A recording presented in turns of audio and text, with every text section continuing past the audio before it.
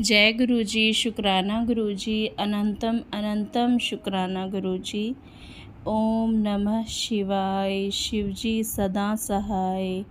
ओम नमः शिवाय, गुरु जी सदा सहाय। जय गुरु जी, शुक्राना गुरु जी, अनंतम अनंतम शुक्राना। सभी संगत जी को जय गुरु जी।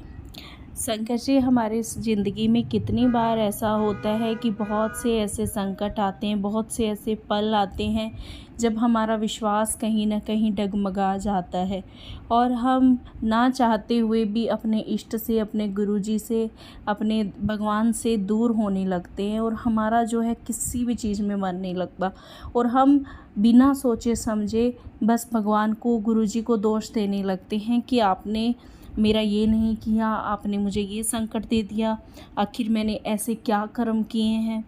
बल्कि संगत जी, हमें ये सब ना सोचते हुए हमें अपने अगले कर्मों को सुधारना चाहिए। हमें शुक्राना करना चाहिए उस भगवान का कि थैंक यू गॉड, शुक्राना गुरुजी कि आपने मुझे जो भी मेरे जो मेरे कर्म थे या गलत कर्म मैंने किए थे, कुछ भी किया था, आप मुझे उस भव सागर से बाहर निकाल रहे हो, मेरे संकट को काट रहे हो, मुझे कर्म जो है मेरे उनका इसी जन्म में भुगतान करा रहे हो और मुझे फिर से जो मेरे और जन्म है उनमें भुगतना नहीं पड़ेगा।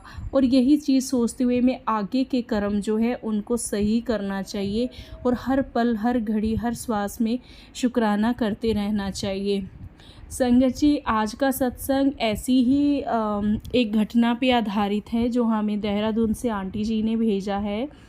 तो आंटी जी यही कहती हैं कि उनकी लाइफ में भी कुछ ऐसा हुआ कि वो भगवान से बस दूर तो नहीं हुई, लेकिन कहीं ना कहीं मन में खटास आने लगी थी।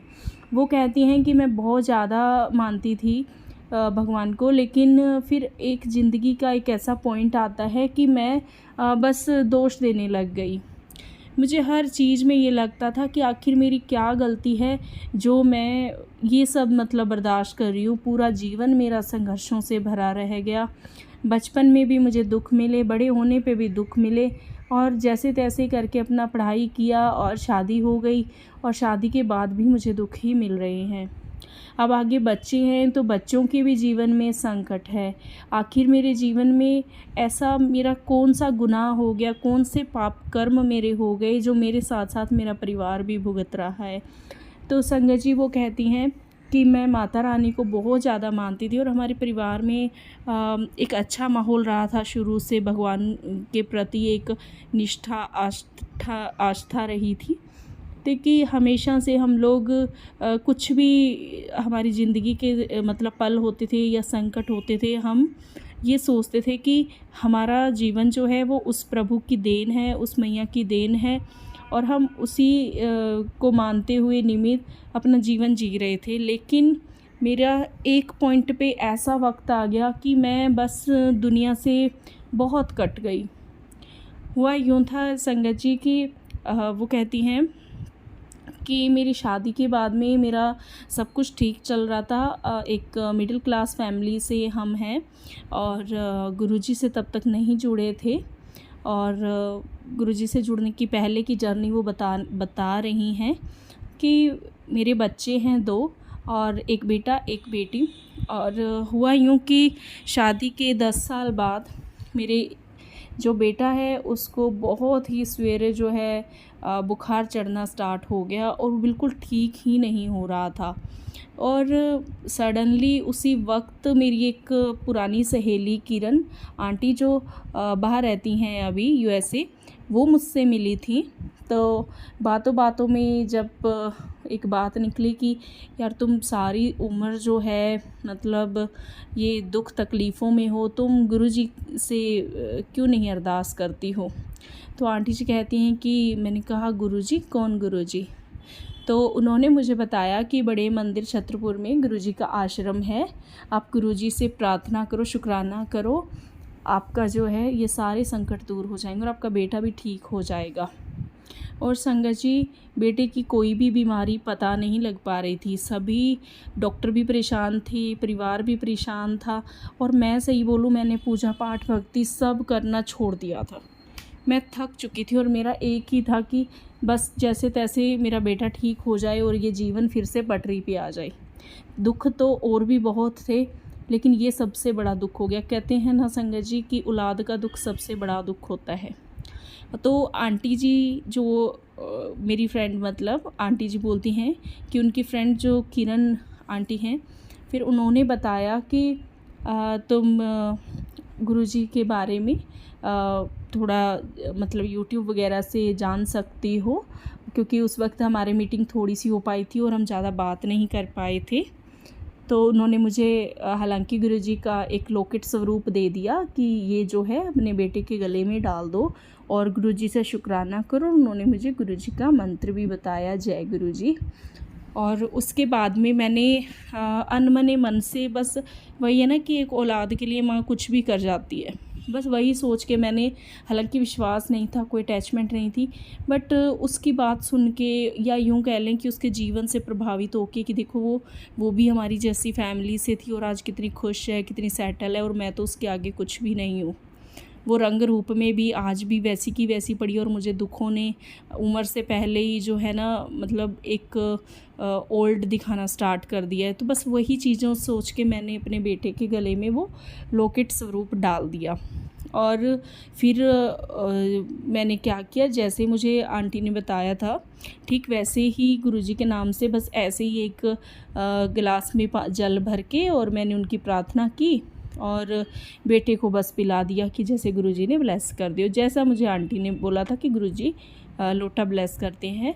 तो बस वही चीज़ को सोच के, और ऐसे ही अचानक से मेरे फ़ोन पे जो है कुछ मैसेज फ्लैश होने लगे कि तुझे खुशखबरी मिलने वाली है, इतना रोती क्यों रहती है, ऐसे ऐसे। और मैं बड़ा हैरान सी होने लगी धीरे धीरे कि ये चीज़ें तो मैं सोचती हूँ और जैसा मेरा चल रहा होता है मन में, वही चीज़ें कैसे इसमें आ जाती है।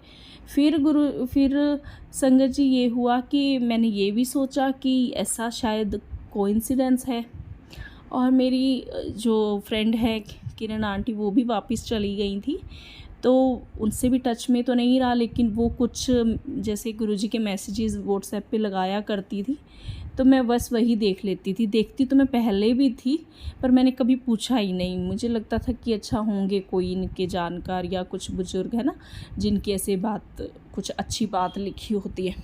लेकिन उस दिन के बाद में जब से मैंने लॉकेट स्वरूप बेटे के गले में डाला, उसका फ़ीवर ठीक होने लगा। और एक्चुअली संगत जी उसको सिर्फ फ़ीवर का नहीं था, उसको जो है मतलब टाइफाइड अंदर से, मतलब बहुत ज़्यादा उसको ख़राब कर रहा था। टाइफाइड उसका बिगड़ा हुआ था और उस वजह से वो इतना ज़्यादा परेशान हो रहा था। और सिचुएशन ऐसी आ गई थी कि डॉक्टर्स बोल रहे थे कि आप मतलब इसका कहीं और इलाज कराएं, कुछ देसी इलाज भी करें। और मैंने सब कुछ किया था, लेकिन जब से गुरुजी का लॉकेट स्वरूप डाला और जल देने लगी, हालांकि मुझे माफ़ करें गुरुजी, मैं इतना अच्छा विधि से कुछ भी नहीं करती थी। बस जैसे किरण आंटी ने बोला था जय गुरुजी, मैं बोल देती थी और बस यही चीज़ होती थी। और बेटा एक्चुअली मेरा जो है वो जय गुरुजी करता रहता था।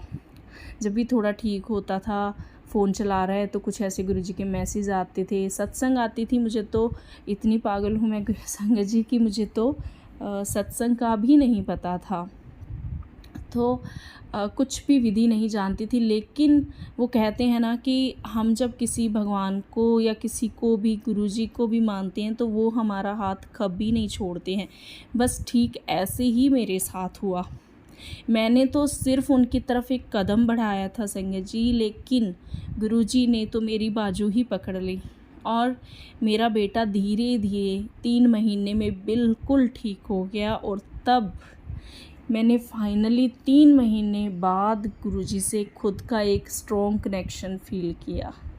और संगत जी आज वो टाइम है जब मैं अपना जीवन का, आप ये लगा लीजिए कि गुरुजी के बिना कुछ सोच ही नहीं सकती। और गुरुजी ने मेरी सोच मैया के प्रति भी बदली।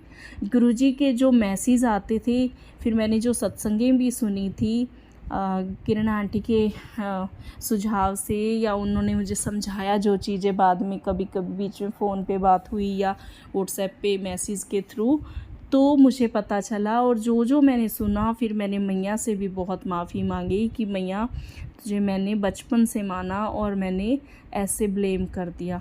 संगत जी, मैंने अपनी ज़िंदगी में यही एक सीख ली इन 3 महीने की जो वो जर्नी थी उस वक्त में। आज तो मुझे जुड़े हुए पूरे 5 साल हो गए हैं गुरुजी से, और जो उस 3 महीने की सीख थी और उसके बाद की सीख है वो यही है कि कुछ भी हो जाए, हमें कभी भी अपने गुरु पे एक उंगली नहीं उठानी चाहिए। हम जिसको मानते हैं, चाहे मैया हैं, चाहे कृष्ण भगवान हैं, चाहे शिव बाबा हैं, या चाहे कोई भी इष्ट है, उन पे कभी उंगली नहीं उठानी चाहिए। हमारी ज़िंदगी में कुछ भी होता है वो अच्छे के लिए होता है। संगत जी, पता नहीं क्या कौन से ऐसे बुरे कर्म थे, मेरे थे या पति के किए हुए थे या मेरे अंकल के या फिर मेरे बच्चे के, कोई ऐसे क्या कर्म थे जिनका भुगतान इस जीवन में किया। और मैं शुक्राना करती हूँ कि ये भुगतान 6 महीने में हो गया था। 3 महीने से मैं पहले परेशान थी, किरण आंटी जी से मिलने से पहले, गुरुजी के बारे में जानने से पहले, और 3 महीने बाद की वो जर्नी जब मैंने हर दिन अपने बेटे को ठीक होते हुए देखा, और उतना ही मेरा विश्वास बढ़ता गया और मैं फिर से वही पॉजिटिव आंटी बन गई हूँ। और मुझे बहुत खुशी हो रही है ये बताते हुए। और संगत जी, ज़िंदगी में कितने ही ऐसे मुकाम आ जाते हैं कि हम हार मान लेते हैं, तो कभी भी हारना नहीं है। जब हमारे मालिक हमारे साथ हैं, हमारे गुरुजी हमारे साथ हैं, तो हमारी हार कैसे हो सकती है। हम कभी नहीं हारने वाले। गुरुजी वो हैं जो हमें हर वो चीज़ देते हैं जो हमारे लिए ज़रूरी होती है। हमें नहीं पता है कि हमें कब क्या चाहिए, कितना चाहिए, क्यों चाहिए, कैसे मिलेगा, ये सब हमारे गुरुजी जानते हैं। गुरुजी वो हैं जो रोते हुए को हंसा दे, और ऐसा हंसाए कि वो इंसान दोबारा नहीं रोता है। और ये चीज़ मैंने अपने जीवन में देखी है। मेरी ये जो जर्नी है 5 साल कुछ महीने की, इस जर्नी ने मुझे बहुत ही मतलब एक अलग इंसान बना दिया है। इतना तो मैं शायद बचपन से भी ऐसी नहीं थी, क्योंकि तकलीफ़ें जब होती है ना, तो वो बच्चे तकलीफ़ों से जो निकलते हैं ना, वो कहीं ना कहीं कुछ नैरो माइंडेड रहते हैं, समाज से किसी पे भरोसा नहीं कर पाते। और बस ऐसा ही मेरे साथ था। और गुरुजी ने जो मुझे संकेत दिया था कि आप तुझे कुछ खुशखबरी मिलेगी। संगत जी, मेरे जीवन में जब मेरा बेटा बिल्कुल लास्ट रिपोर्ट उसकी आई कि वो बिल्कुल ठीक है, और ठीक तो वो पहले ही हो गया था, मुझे पहले पता लग गया था। उसी दिन मेरे अंकल का एक बहुत ही पुराना केस भी सॉल्व हुआ था। प्रॉपर्टी का हमारा केस चल रहा था, कोई उनका ही था बिज़नेस में, और वो केस भी हुआ ठीक उसी दिन। दोनों केस फारिग हो गए, मेरा बेटा ठीक हो गया, उसकी रिपोर्ट सही आ गई, और उधर हमारा केस से मतलब हमारे हक में रहा, और हमें वो जगह भी मिली जिस पे हमने एक अच्छा अपना जो है गुरुजी की कृपा से आशियाना बनाया, जहां हम आज खुशी खुशी रह रहे हैं। संगत जी, संकट उसके बाद में भी आए हैं, ऐसा नहीं कहूँगी कि कष्ट नहीं आए। कभी कुछ बीमार हैं या कहीं कुछ है, वो हुए हैं, लेकिन उनसे हमें बहुत जल्दी गुरुजी ने निकाला भी है। हम डेस्परेट नहीं हुए, हम थोड़े से भी डिप्रेस्ड नहीं हुए इस बार। क्यों? क्योंकि हमें पता है कि गुरुजी हमारे कर्म काट रहे हैं, ताकि हम एक प्योर सोल बन सकें, हम आगे इस जीवन में इस भव सागर में ना आए, या हम आए तो हम खुशी खुशी जीवन जिए। तो संगत जी, मेरी यही प्रार्थना है सभी से हाथ जोड़ के कि गुरुजी का शुक्राना हर घड़ी हर पल करते रहें। गुरुजी के बिना कुछ भी नहीं है। गुरुजी साक्षात शिव हैं, पार ब्रह्म है। और दुनिया में सब कुछ झूठ हो सकता है, लेकिन मेरे गुरुजी का दरबार झूठा नहीं है। और जब भी कोई हमारा मजाक उड़ाता है ना, मैं जानती हूँ ये बात कि जब हम नया किसी को मानने लगते हैं ना, या हमारा बहुत विश्वास होता है किसी पे, गुरुजी पे जैसे विश्वास मेरा बना, बहुत से लोगों ने मुझे डीमोटिवेट भी किया, बहुत कुछ ताने भी मैंने सुने। अच्छा, हुणे बाबियां दे जान लग गया, हालांकि मैं कभी गई नहीं थी। मेरी गुरुजी से के आश्रम में मैं लगभग 2 साल बाद गई थी जुड़ने के, लेकिन फिर भी बहुत कुछ सुनना भी पड़ा। लेकिन मन में जब भी कोई कुछ कहता ना, बस मन में शुक्राना गुरुजी, शुक्राना गुरुजी, शुक्राना गुरुजी कहते गई। तो संगत जी, यही मेरा सत्संग था आज का। मेरे और भी सत्संग है, मैं आपसे जल्दी ही इसी चैनल के थ्रू शेयर करूँगी। माफ़ कीजिएगा, मैं लिख के ही भेज पाई थी ये सत्संग। कभी मौका मिलेगा, गुरुजी की इच्छा हुई तो अपनी आवाज़ में भी ज़रूर सुनाऊंगी। जय गुरु जी। तो संगत जी, जय गुरु जी।